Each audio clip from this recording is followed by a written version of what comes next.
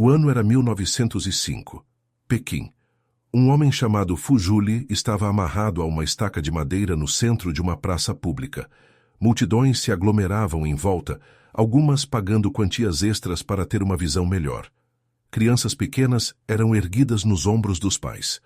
Vendedores ambulantes gritavam oferecendo chá e bolinhos de arroz. Fu Juli havia assassinado um príncipe mongol.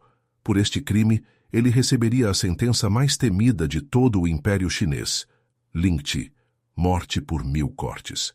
O executor, um homem magro vestido com roupas simples, aproximou-se carregando uma pequena caixa de madeira. Dentro dela, dezenas de facas de diferentes tamanhos, todas afiadas com precisão cirúrgica. A multidão fez silêncio. O primeiro corte foi dado no peito. Um pequeno pedaço de carne, não maior que uma moeda, foi removido com cuidado quase cirúrgico. Fu Juli gritou. A multidão observava, hipnotizada. O segundo corte veio no braço esquerdo, depois no direito. Cada incisão era calculada para causar dor máxima, sem causar morte imediata. O objetivo não era apenas executar, era prolongar o sofrimento pelo maior tempo possível. Por 3 horas, Fu Juli permaneceu consciente enquanto seu corpo era lentamente desmembrado, pedaço por pedaço. Fotografias foram tiradas, vendidas como cartões postais, enviadas para a Europa como curiosidades exóticas do Oriente Distante. Esta não foi uma aberração. Não foi um momento de loucura coletiva. O que Fu Juli experimentou não foi uma exceção bárbara na história chinesa. Foi a manifestação mais refinada de um sistema penal que dominou o maior império da Terra por mais de 1000 anos. Lingti, literalmente traduzido como morte lenta, não era meramente uma forma de execução. Era uma filosofia. Uma declaração de poder absoluto do Estado sobre o corpo e a alma de seus súditos. Era a transformação da morte em espetáculo público, do sofrimento em entretenimento, da justiça em teatro macabro. Durante a dinastia Qing, que governou a China de 1644 a 1912, Lingti ocupava o topo de uma hierarquia brutal de punições. Abaixo dela estavam decapitação, enforcamento e exílio. Acima dela, apenas a extinção completa da linhagem familiar, a eliminação de 3 gerações inteiras de parentes. Após os cortes iniciais, vinham as remoções estruturais, pedaços maiores de carne dos braços, pernas e torso. Registros da dinastia descrevem como executores hábeis podiam remover músculos inteiros, mantendo intactos os tendões e ossos subjacentes. O condenado permanecia consciente, capaz de ver pedaços de seu próprio corpo sendo separados e exibidos para a multidão. A sequência era invariavelmente a mesma. Extremidades primeiro, depois membros, finalmente órgãos vitais. Os últimos cortes, Akmas Lingti, era diferente. Não era apenas sobre muerte, era sobre a negação da dignidade humana diante de testemunhas. Era sobre reduzir um ser humano a um objeto de curiosidade médica enquanto ainda respirava. Os registros históricos da dinastia Ming e Qing documentam não centenas, mas milhares de execuções por Lingti. Funcionários imperiais mantinham listas detalhadas, os nomes dos condenados, seus crimes, o número de cortes necessários para a morte, o tempo de duração do processo. Esta é a história documentada de como uma das civilizações mais sofisticadas da Terra transformou a tortura em arte, o sofrimento em ciência e a morte em espetáculo público que durou mais de 1 milênio. A execução por Lingti não era um ato de violência descontrolada, era uma ciência.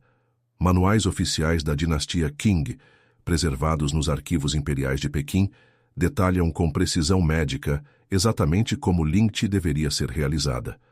Estes documentos, escritos em chinês clássico e ilustrados com diagramas anatômicos, leem como manuais de cirurgia, exceto que o objetivo não era curar, mas prolongar a agonia.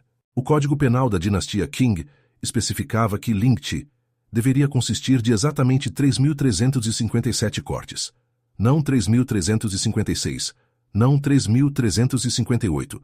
Cada incisão tinha um propósito específico, uma localização anatômica predetermined, um momento preciso na sequência. Os primeiros cortes eram sempre superficiais. Pequenas remoções de pele das extremidades, dedos, orelhas, nariz. O objetivo era estabelecer o ritmo do sofrimento sem causar perda significativa de sangue. Executores experientes sabiam exatamente quanta pressão aplicar para cortar através da epiderme sem atingir artérias maiores. Eles que finalmente causavam a morte eram reservados para o coração e grandes vasos sanguíneos. Um executor verdadeiramente hábil podia manter o condenado vivo e consciente por 4 a 6 horas. Mas a dimensão mais perturbadora de Lynch não era a brutalidade física, era o componente psicológico deliberado. Condenados eram forçados a permanecer de pé durante todo o processo, amarrados a uma estaca vertical. Suas cabeças eram mantidas erguidas por suportes de metal, forçando-os a observar a mutilação de seus próprios corpos. Espelhos eram às vezes posicionados estrategicamente para garantir que nenhum corte escapasse de sua visão. A multidão não eram espectadores passivos, eram participantes ativos. Mercadores vendiam ópio para condenados que podiam pagar, prometendo uma morte mais fácil. Outros vendiam amuletos feitos de pedaços de corda usada em execuções anteriores, alegando que possuíam propriedades mágicas. Crianças eram encorajadas a observar como lição moral sobre as consequências da desobediência ao imperador. Documentos da época descrevem como alguns condenados tentavam acelerar sua própria morte através de movimentos bruscos, esperando causar hemorragias fatais. Executores experientes reconheciam estes sinais e respondiam imobilizando o condenado com cordas adicionais, garantindo que a sequência prescrita de cortes fosse completada. O aspecto mais chocante dos registros imperiais é sua precisão clínica. Funcionários governamentais documentavam cada execução com a mesma meticulosidade usada para registrar colheitas de arroz ou censo populacional. Temperatura do ar, direção do vento, número de espectadores, tempo total de execução. Tudo era cuidadosamente anotado e arquivado. Estes registros revelam que Lynch não era uma relíquia de tempos primitivos gradualmente abandonada pela civilização. Pelo contrário, tornou-se mais elaborada, mais refinada, mais cientificamente precisa, conforme a dinastia Qing se consolidava e se modernizava. A execução por Lynch representava a aplicação sistemática do conhecimento anatômico humano, não para curar, mas para torturar. Era medicina reversa, usando compreensão científica do corpo humano para maximizar o sofrimento em vez de aliviá-lo. Lynch nunca ocorria em privado. Era, por definição, um espetáculo público, e o local da execução era escolhido com o mesmo cuidado que se planejaria uma peça teatral. A Praça Caixikou, em Pequim, serviu como palco principal para execuções imperiais durante mais de 600 anos. Localizada no centro da cidade antiga, podia acomodar até 50.000 espectadores. Arquivos da dinastia revelam que autoridades imperiais deliberadamente agendavam execuções por Lynch durante festivais ou dias de mercado, garantindo audiências máximas. O ritual começava horas antes da execução real. O condenado era parado pelas ruas principais da cidade em uma jaula de bambu, vestindo roupas especiais, uma túnica branca com caracteres vermelhos descrevendo seus crimes escritos nas costas. Sinos pequenos eram costurados na roupa, criando um som distintivo que anunciava a aproximação da procissão. Multidões se alinhavam nas ruas, não apenas para observar, mas para participar ativamente na humilhação. Era considerado um dever cívico cuspir no condenado, atirar lixo ou gritar insultos. Crianças eram encorajadas pelos pais a participar, uma forma de educação moral pública.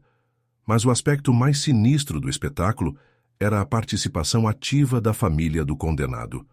Regulamentos imperiais exigiam que familiares próximos, esposa, filhos, pais, estivessem presentes durante a execução. Não como espectadores distantes, mas posicionados na primeira fila, forçados a observar cada corte. Se membros da família tentassem se afastar ou fechar os olhos, guardas imperiais os forçavam a manter o olhar fixo na execução. Esta não era crueldade gratuita, era terrorismo psicológico calculado.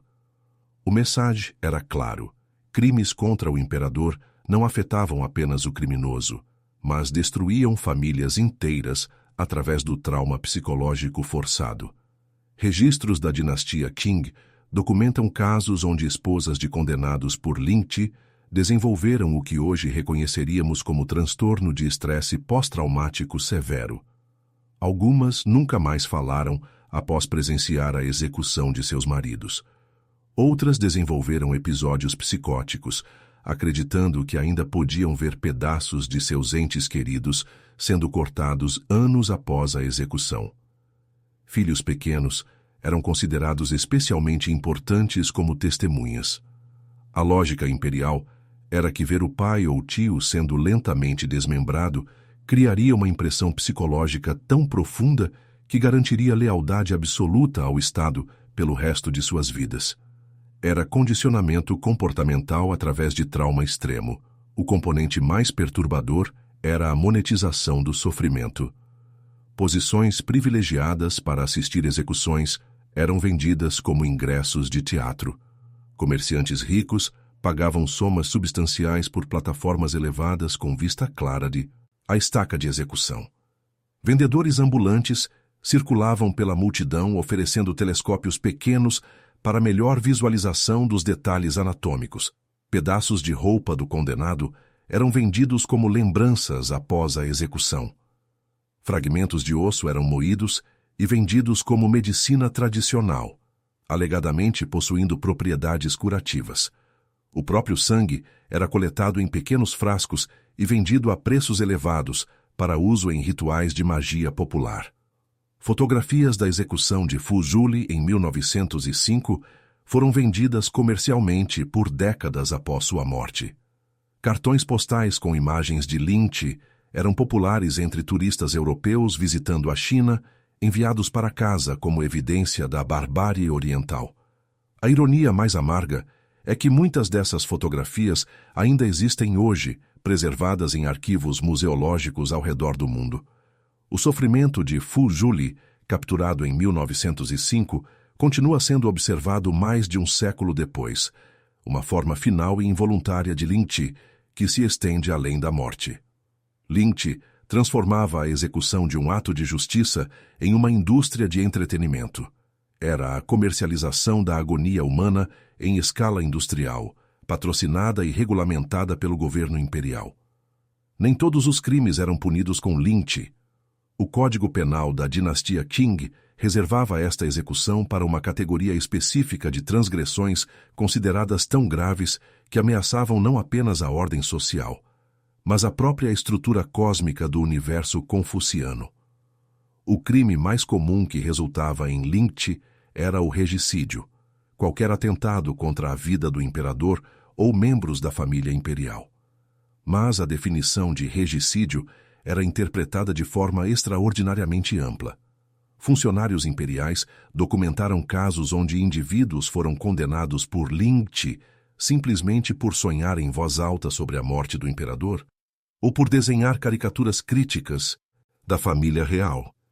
Em 1661, um calígrafo chamado Zhu Dadian foi condenado por lynch após escrever um poema que comparava o imperador Kangxi a um dragão com dentes podres. A investigação imperial determinou que esta metáfora constituía intenção regicida expressa através de linguagem figurativa. Zhu Dadian foi executado após 2.847 cortes, levando quase 5 horas para morrer. Parricídio, o assassinato de pais, era automaticamente punível por lynch, independentemente das circunstâncias. Registros judiciais da dinastia revelam casos extremos onde filhos que mataram pais abusivos, ou mesmo em legítima defesa, foram condenados pela forma mais lenta de execução disponível. A lógica confuciana era inflexível. A hierarquia familiar espelhava a hierarquia cósmica, e qualquer violência contra figuras paternas era violência contra a ordem universal. Mas talvez os casos mais perturbadores envolvessem crimes sexuais contra a família imperial. Documentos preservados nos arquivos imperiais descrevem a execução de Chen Mingshan em 1673. Chen era um eunuco do palácio que foi descoberto tendo relações sexuais com uma concubina de baixo escalão do imperador. Sua punição foi lynchi, com uma variação especial. Os órgãos genitais seriam os primeiros a serem removidos, lentamente, enquanto Chen permanecia consciente e capaz de observar. A execução de Chen durou 6 horas. Registros oficiais observam que ele permaneceu consciente até que os executores começaram a remover pedaços de seu fígado. O 2934 corte na sequência prescrita. Crimes contra a religião de Estado também resultavam em lynchi. Durante a dinastia Qing, qualquer tentativa de estabelecer movimentos religiosos não aprovados pelo imperador era considerada sedição cósmica. Líderes de seitas cristãs, budistas não ortodoxas ou cultos folclóricos locais eram rotineiramente executados por lynchi como exemplo público. A rebelião Taiping, 1850-1864, resultou em centenas de execuções por lynchi. Líderes capturados não eram simplesmente mortos, eram desmembrados publicamente como demonstração da futilidade de desafiar a ordem imperial. Hong Xiuquan, líder do movimento Taiping, evitou lynchi apenas por ter se suicidado antes de ser capturado. Mas o aspecto mais sinistro do sistema era como crimes relativamente menores podiam escalar para lynchi através de culpa por associação. Se um indivíduo cometesse traição, não apenas ele seria executado por lynchi, mas todos os membros masculinos de sua família também. Filhos, netos, irmãos, primos, até tios distantes eram considerados contaminados pelo crime original e sujeitos à mesma punição. Em 1729, um funcionário de baixo escalão chamado Wang Jingwei foi descoberto desviando fundos destinados à manutenção de templos imperiais. Investigações revelaram que Wang havia roubado o equivalente a aproximadamente 200 taels de prata, cerca de 2 anos de salário para um trabalhador comum. Por este crime financeiro contra a propriedade imperial, Wang foi condenado por lynchi, mas a punição não parou com ele. 17 membros masculinos de sua família estendida, incluindo um primo de 2º grau, que nunca havia sequer conhecido Wang pessoalmente, foram também executados por lynchi durante uma série de execuções públicas que durou 3 dias consecutivos. As esposas e filhas da família Wang foram poupadas da execução, mas condenadas à escravidão perpétua. Suas propriedades foram confiscadas. Seus nomes foram removidos de todos os registros ancestrais, efetivamente apagando sua existência histórica. Este sistema de responsabilidade coletiva significava que lynchi funcionava não apenas como punição individual, mas como genocídio familiar sistemático. Era a eliminação completa de linhagens sanguíneas através da aplicação metódica de terror extremo. O que torna lynchi ainda mais perturbador é como o conhecimento médico legítimo foi sistematicamente pervertido para maximizar o sofrimento humano. Executores não eram simplesmente carrascos brutais, eram profissionais altamente treinados com conhecimento anatômico sofisticado. Muitos haviam estudado medicina tradicional chinesa antes de se especializarem em execuções. Alguns eram cirurgiões que abandonaram a prática médica em favor de salários mais altos oferecidos pelo Estado para realizar lynchi. Manuais de treinamento para executores, preservados em arquivos da dinastia Qing, leem como textos médicos reversos. Diagramas anatômicos detalhados mostram a localização precisa de artérias principais, pontos de pressão nervosa e órgãos vitais, não para protegê-los, mas para evitá-los até o momento apropriado na sequência de cortes. O objetivo era manter o condenado no limiar entre consciência e inconsciência pelo maior tempo possível. Executores experientes podiam calcular exatamente quanta perda de sangue um corpo poderia suportar antes do choque circulatório causar desmaio.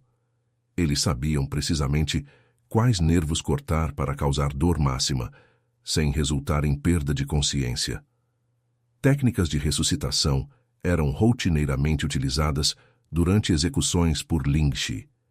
Se um condenado desmaiasse devido à dor ou perda de sangue, executores aplicavam estímulos para restaurar a consciência. Sal em feridas abertas, vinagre nas narinas, até mesmo técnicas primitivas de reanimação cardiopulmonar. Registros da dinastia descrevem o uso de estimulantes tradicionais chineses, ginseng, cordyceps, até mesmo opiáceos em doses cuidadosamente calibradas, não para aliviar o sofrimento, mas para prolongá-lo. A dose certa de ópio podia manter um condenado alerte sem proporcionar alívio significativo da dor.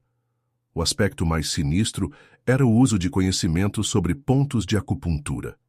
A medicina tradicional chinesa identificou centenas de pontos específicos no corpo humano onde a estimulação pode influenciar funções fisiológicas. Executores de lynch aplicavam este conhecimento de forma inversa, inserindo agulhas ou fazendo incisões precisas em pontos que maximizariam sensações dolorosas sem causar danos fatais. Documentos imperiais descrevem o uso de pontos de revitalização, locais onde estímulos específicos podiam restaurar a consciência em condenados que haviam desmaiado. Executores carregavam conjuntos de agulhas de acupuntura especificamente para este propósito, aplicando-as estrategicamente para manter o condenado consciente durante todo o processo. Mais perturbador ainda era o conhecimento aplicado sobre cicatrização e regeneração tecidual. Executores experientes sabiam exatamente como fazer cortes que cicatrizariam rapidamente, permitindo múltiplas sessões de lynch ao longo de vários dias. Alguns condenados por crimes especialmente graves eram submetidos a lynch prolongado, onde a execução era interrompida após algumas centenas de cortes. As feridas eram tratadas com medicamentos tradicionais para promover cicatrização, e o processo era reiniciado dias ou semanas depois. Registros da dinastia Qing documentam o caso de Li Wenshan, um general que traiu segredos militares para inimigos mongóis. Sua sentença foi lynch estendido por 30 dias. Cada dia, Li recebia entre 100 e 200 cortes. Depois era tratado por médicos imperiais, alimentado e mantido em condições que promovessem cicatrização. No dia seguinte, o processo recomeçava. Li Wenshan sobreviveu 27 dias de lynch antes de finalmente morrer durante a sessão final. O total de cortes aplicados durante o mês foi documentado como 4.783, mais que o padrão tradicional de 3.357 cortes. A ironia mais amarga é que muitos dos executores mais hábeis em lynch eram também os médicos mais talentosos do Império. Seu profundo conhecimento do corpo humano, adquirido através de décadas de estudo dedicado a curar e preservar a vida, foi sistematicamente aplicado para prolongar a agonia e retardar a morte. Esta perversão da medicina representava uma inversão completa do juramento hipocrático. Em vez de, primeiro, não causar dano, executores especializados em lynch operavam sob o princípio de, primeiro, maximizar o dano sem causar morte prematura. Era a aplicação da ciência médica não para curar, mas para torturar de forma mais eficiente. O paradoxo mais perturbador de lynch não era sua brutalidade. Era como um sistema que praticava tortura sistemática, simultaneamente professava valores de compaixão, harmonia e virtude moral. A filosofia confuciana que governava a China imperial enfatizava Ren, benevolência universal, como o mais alto ideal moral.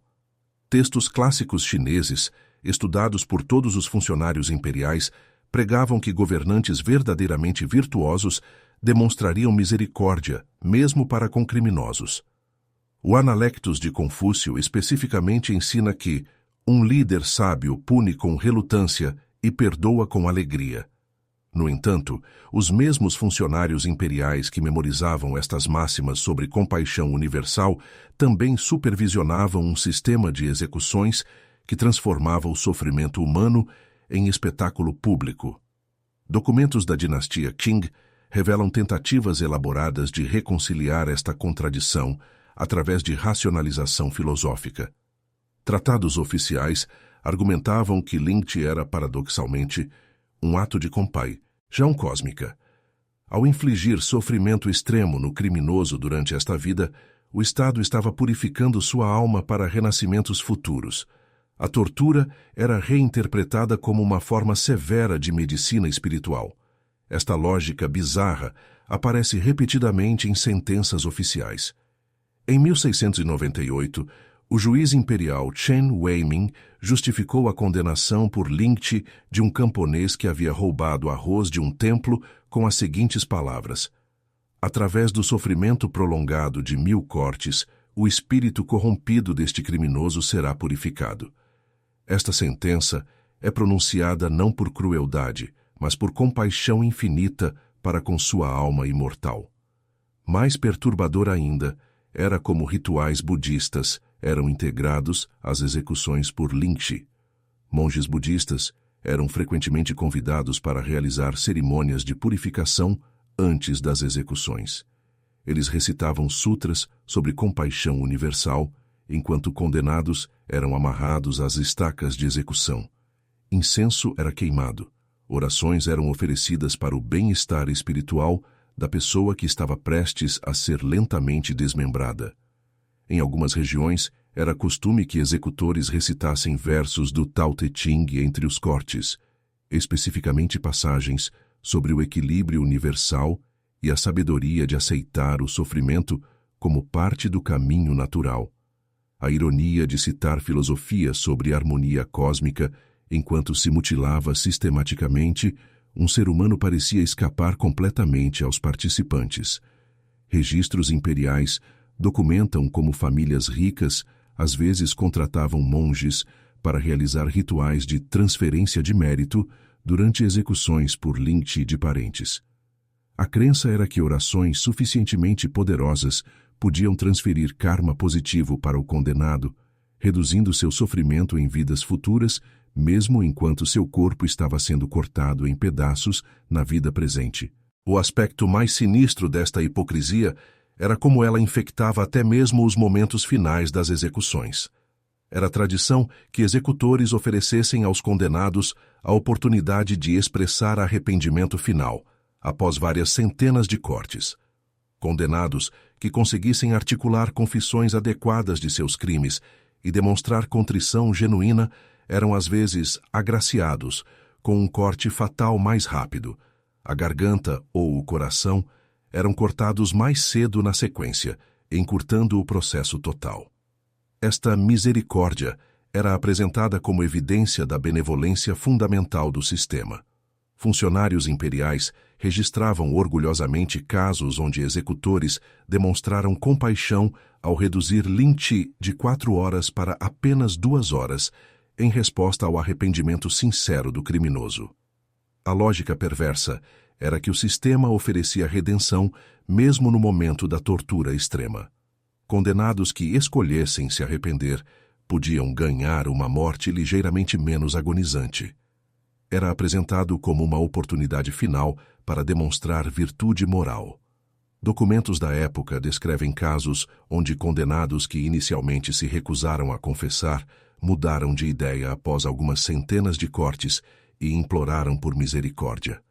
Suas confissões sob tortura extrema eram registradas como evidência de que mesmo criminosos endurecidos podiam ser levados à virtude através da aplicação correta de sofrimento purificador. Esta racionalização permitia que uma sociedade que se via como moralmente superior mantivesse práticas que hoje reconheceríamos como crimes contra a humanidade. Era auto-engano sistemático em escala civilizacional. A ironia mais amarga de lynch é como sua abolição final revelou a hipocrisia fundamental de todo o sistema. Em 1905, o mesmo ano da execução fotografada de Fu Zuli, o imperador Guangxu oficialmente aboliu lynch como forma de execução. O Edito Imperii, ao que baniu a prática, não foi motivado por considerações humanitárias ou evolução moral. Foi promulgado devido à pressão diplomática de potências ocidentais que consideravam lynch bárbaro e incompatível com nações civilizadas. O texto do Edito de Abolição é extraordinariamente revelador. Em vez de reconhecer que lynch era fundamentalmente errado, simplesmente declara que a prática não é mais apropriada para um império moderno que busca reconhecimento internacional. A implicação clara era que lynch havia sido aceitável quando a China podia ignorar opiniões estrangeiras, mas tornou-se inconveniente quando o império precisava de legitimidade diplomática. Mais perturbador ainda é que a abolição oficial não significou o fim imediato da prática. Registros documentam que execuções por lynch continuaram ocorrendo em províncias distantes até 1916, mais de uma década após a proibição imperial.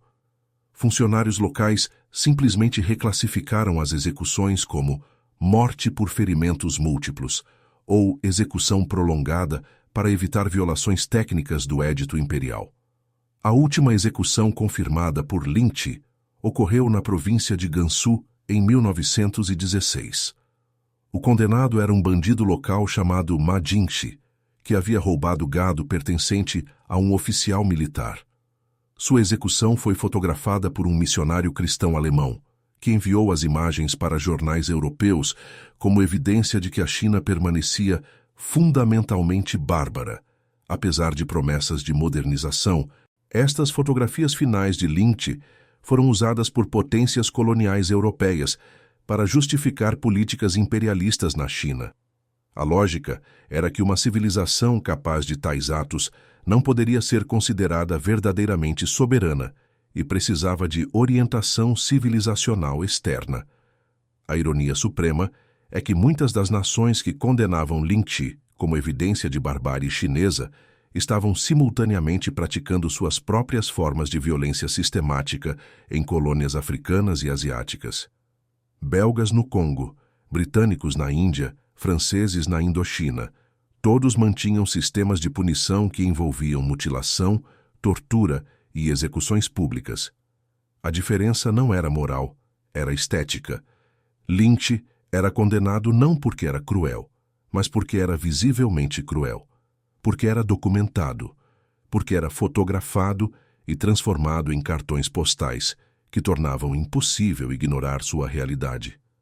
A violência colonial europeia era frequentemente mais letal que lynch, mas era praticada longe de câmeras, em territórios distantes, contra populações que não podiam documentar seus próprios sofrimentos.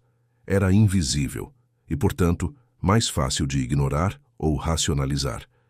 Lynch foi abolido não porque a humanidade evoluiu moralmente, mas porque se tornou diplomaticamente inconveniente. A prática desapareceu, não através de iluminação ética, mas através de cálculo político pragmático.